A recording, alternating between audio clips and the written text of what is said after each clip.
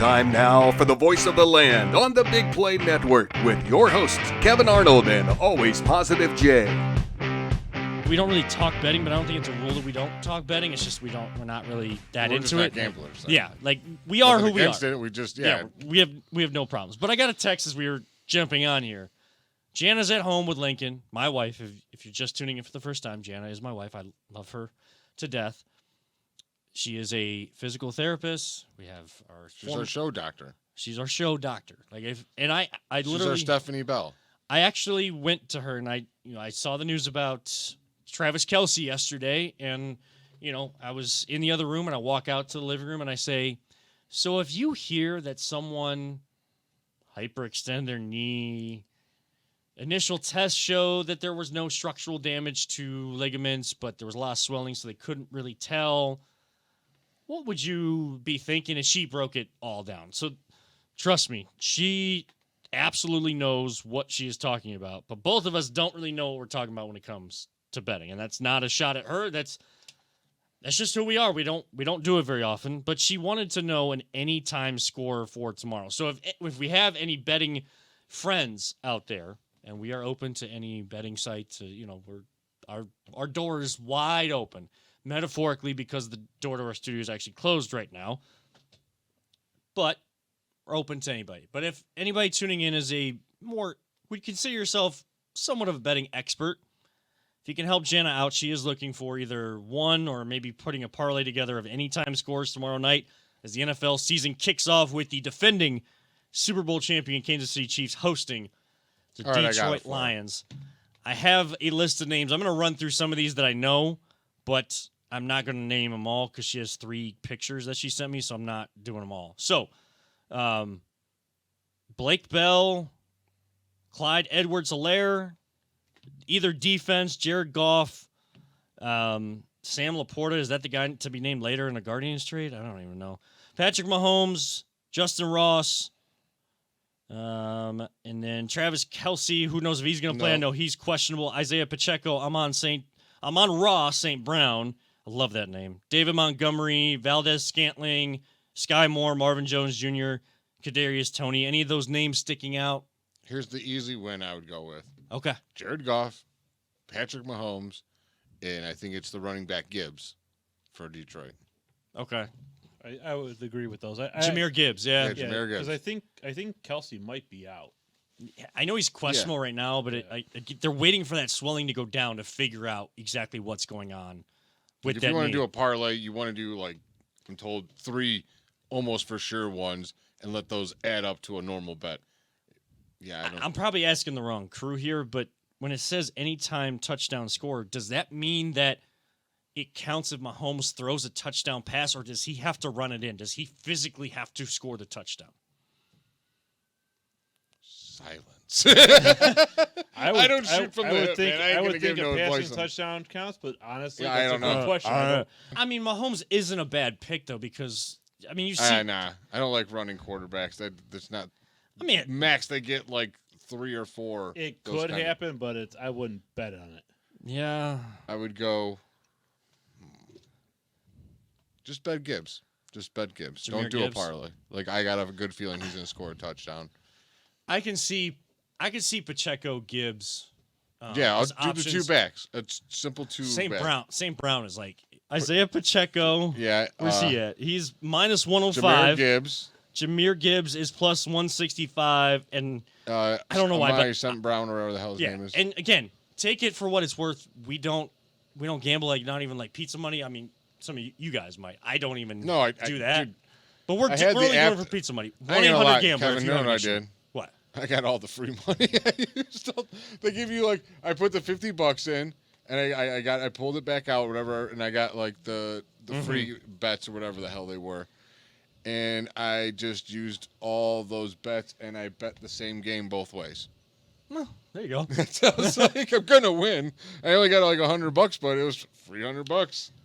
Thanks. I think I heard that DraftKings was doing 200. If you put $5 down, you get 200 in bonus bets instantly on the NFL or something like that. And I don't think I've only set up a FanDuel one.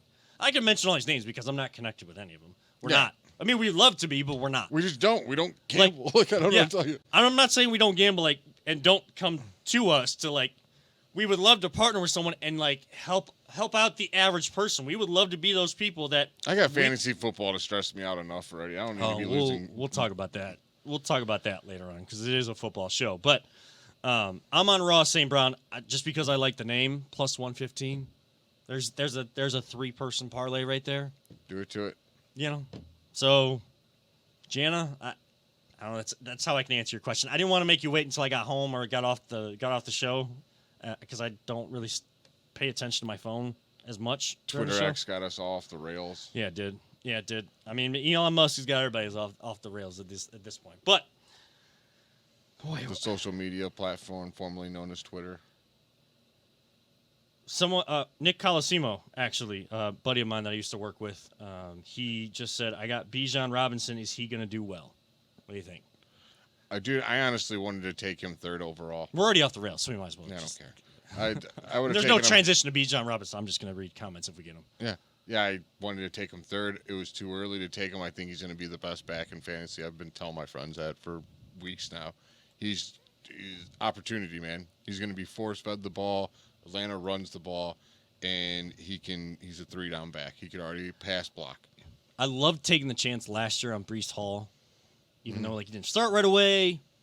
But when he came in, he was one of the better backs, and of course he got hurt. He was a beast. What is he going to be this year? Like, I didn't draft him in, and I'm only somehow, guys. I mean, if we're going to just go down this route, we might as well. Somehow, I have finally reached my goal. I think overall, in my household, the goal is maybe no fantasy, but we're basically part of the family. They're not blood family, but how many leagues this year? One league. Was it 6 last year? Yeah. Wow. I am relief. I am on track to recovery. Thank you so much, Lincoln. thanks, Parenthood. that really sets you straight. Did you get any Browns players? I did. I got Nick Chubb. Nice. And Elijah Moore. PPR league. PPR league, yes. Very nice. It's I think it's, I want to say maybe half a point. Remember PPR? when we couldn't even draft Browns players at all? None of them. I know. You couldn't even take the defense. Oh no, you could take the special teams, but you had to hope that Josh Cribbs got a touchdown. Yeah. But everybody wanted. If you took Phil Dawson, you had to overdraft for Phil Dawson. And honestly, that's why I didn't take the Browns defense because special teams for most if not all fantasy football leagues, the defense incorporates the special teams. It's not that I'm down on them. I don't know where I'm supposed to have any belief there. I believe. Oh, I drafted the Browns defense in the 10th round, and that's totally fine if you. It was the RBS league. There's no money, and I wanted to take Watson for Riz, who loves them, and. One of the most annoying things. Don't auto-draft your team, because if you win, I don't count it for you. But off that. I had to do that last year, though, because... I had to get him a Browns player, so I took the Browns defense and Elijah Moore. That was pick. Right, and... All right, so and there's this joke in the fantasy league that I'm in, because the guy that runs it, I mean, family, I've known them for a while now. The girl's a senior now at the high school. I coached her and all of her friends for travel for 3 or 4 years, so I got to know the families really well. We're going to all these different tournaments, so you get to know these people more than just they're the parents of the players that I coach. Well, they are from him and his wife are both from Pennsylvania, from around the Pittsburgh area, so they're Pittsburgh fans. These are legit Pittsburgh fans that have moved to this area. I've no issue with that. We'll have our back and forth, and it's a handshake agreement that's going to happen. But anytime anybody takes a Browns player in the past few years, I've done this league with Dave Storer and his family and all these other soccer families that are kind of intertwined with it and some of his friends. If someone takes a Browns player as a Cleveland fan, one of the Steeler fans in there say, oh, homer pick, and it's just this fun back and forth. In the past, that was true. If you were taking a Browns player, it was because you wanted to feel like you had a Browns player on your team. Now, Nick Chubb was the best player available at pick number 11. He was the 5th best ranked player in the entire group of players on Yahoo Fantasy. If I don't take him there, I'm making an absolute mistake because then the next guy gets that snake draft. He's got the 12 spot, it's 12-team league.